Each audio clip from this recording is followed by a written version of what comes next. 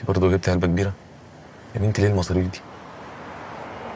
معلش يا يوسف يعني، بس انت لازم تخش على اهلي بحاجه كبيره. وبعدين انا الصراحه من المره اللي فاتت اتكسفت شويه يعني. وبعدين انت زعلان ليه؟ ما انا اللي جايباها مش انت. صحيح. هي فلوسي وفلوسك ايه، مش واحد؟ بالظبط. عملتي ايه مع اهلك في موضوع العفش ده؟ لسه مش عارفه اقول ايه.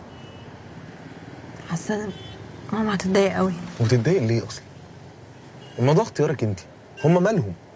لو انت موافقه يبقى مش مهم هم خالص. هند، انت كل في الكل. انت عارفه كده صح؟ يا ريت الدنيا سهله كده يا يوسف. بس بقول لك ايه، ما تشيلش هم، انا هتصرف. عارف. هو انت ازاي تجيبي العفش من غيرنا؟ قلت عليكي تحرميني من الفرحة دي.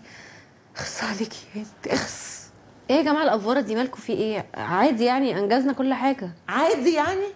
هو انت عمرك شفتي حد يروح مشوار زي ده من غير اهله؟ ايه يا ايوشه، ما تخليكي محضر خير يا حبيبتي، في ايه؟ ناقص تقولي نعمل تنجيد. انا ما بهزرش على فكره، انت بجد انانيه.